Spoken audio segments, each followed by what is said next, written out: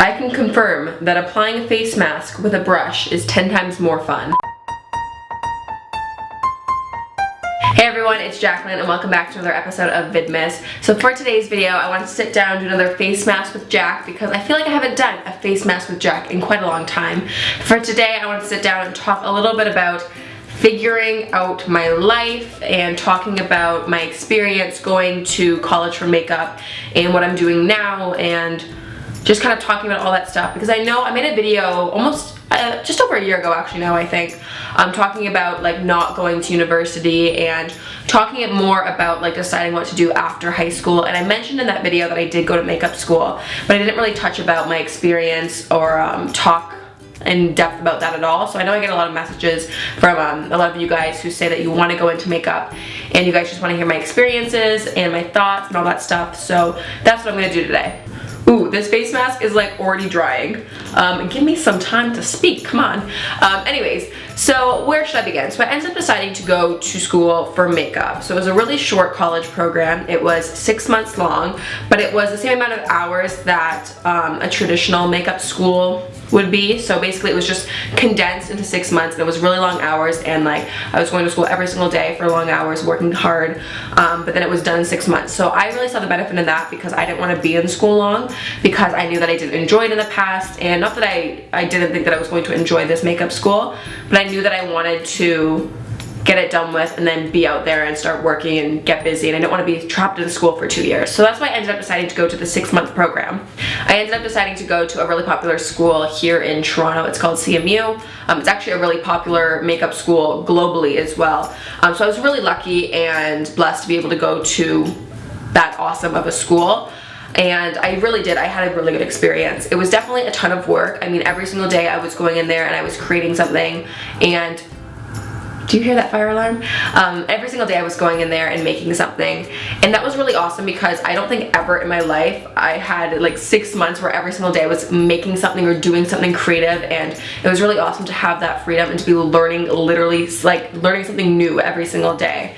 And for me, I was excited to learn like special effects makeup and learn like how to do burns and cuts and tattoos and prosthetics, things like that, because I had no idea how to do any of that stuff before, but I was super into it.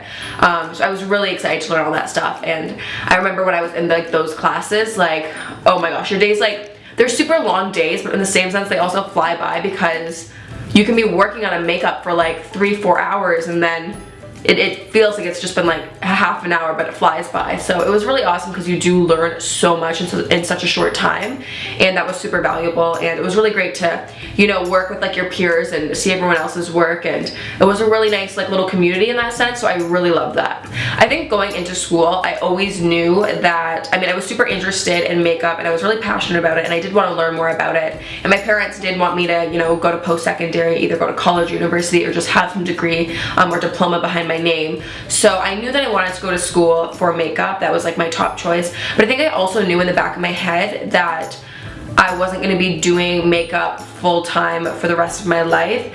I mean, I think I tried to think about realistically what I wanted to do. Ever since I was younger, I've been doing acting and working in film and TV, and I love that. And that's like probably like, it's definitely my #1 love, and I love entertaining people and being on camera, and I think that's kind of how my YouTube channel transpired. Is that like a word? Am I using that correctly?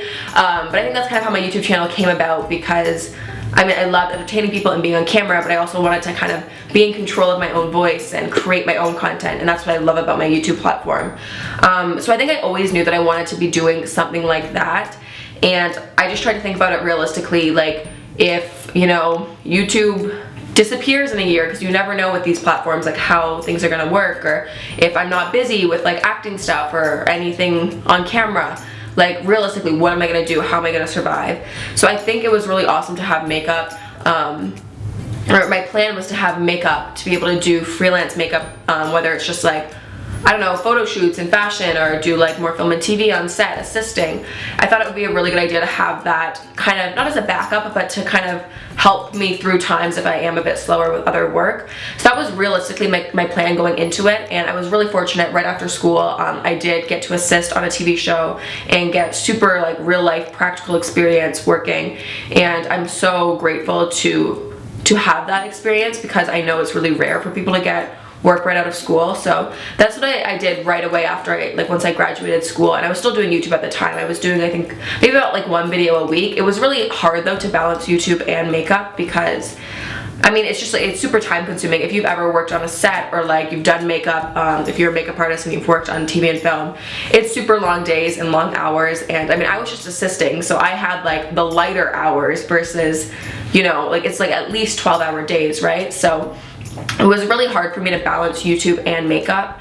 And I knew ultimately that I really wanted to focus on my YouTube channel, because this is kind of like my baby, and my YouTube is just like what I pour my heart and my soul into. So I knew that I wanted to be able to invest more time into doing my YouTube as well. So I ended up deciding back in February of this year, so of 2016, I decided that I was gonna kind of stop doing makeup for the year and really just, you know, take the year to focus on my YouTube channel. Because I think if I didn't, I would have always kind of thought in the back of my head, what if I just really poured everything into my YouTube channel for 1 year? Like, I should have just given it a shot. So I'm really happy that I decided to do this, and it has been so rewarding, and I'm so lucky to be able to, you know, to be doing this and to continue to do this. So I'm so happy with the way things like worked out. Also, that being said though, do you need to go to school for makeup? I think no. I mean, obviously school is great. Like I said, I had such a good experience and I really enjoyed it. And I don't think I would have been able to do what I was doing without that certificate behind my name. And I think that's a big benefit of going to school, is you can become certified in it, but it's not necessarily a requirement. Fortunately, YouTube exists. There are tons of tutorials online that you really can learn different skills and how to do things. And especially if you're like looking into going into like bridal makeup or beauty makeup or fashion, anything like that, there are so many tutorials out there which are so helpful. And I mean, there's definitely a huge market on YouTube as well for special effects makeup and prosthetics. I mean, I found it super helpful to have that hands-on learning experience, whereas I think it would be a bit trickier to kind of master those skills if you were doing it, or if you were just learning from like online. But it's still possible for sure. So no, I don't think you necessarily have to go to school to pursue makeup. But for me, I found it super beneficial, and I'm really glad that I ended up going to school for it. And I think also too, at the time, I was just out of high school. I was not really, I mean, I didn't really have a great high school experience. I didn't really enjoy it. I wasn't super excited about school. And for me, it finally gave me a place to wake up every morning and to be super interested and excited and so passionate to go to school and learn something new. So I think it was super awesome for me to, you know, really be excited about something again, as silly as that sounds. I mean, I think it's kind of crazy nowadays, because there are so many jobs that you can do and excel at without having a diploma behind your name, or a degree or certificate, or whatever the case may be. There are so many jobs that, yes, you need to go to school for. If you're gonna be a doctor, please go to school. Obviously there's some, ow, it's kind of hard to smile with this on. It's like almost completely dried. There are so many, I mean, school is so necessary and important for certain jobs and certain careers, and I totally am like, go to school, get your education. I think it's really important.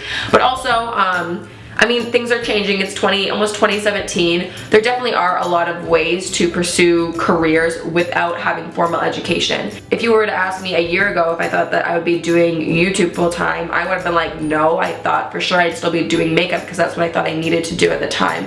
But life changes, opportunities come and go, and I think it's really important to kind of seize the opportunities as they come. And it's gonna sound really cliche, but to kind of like follow your heart.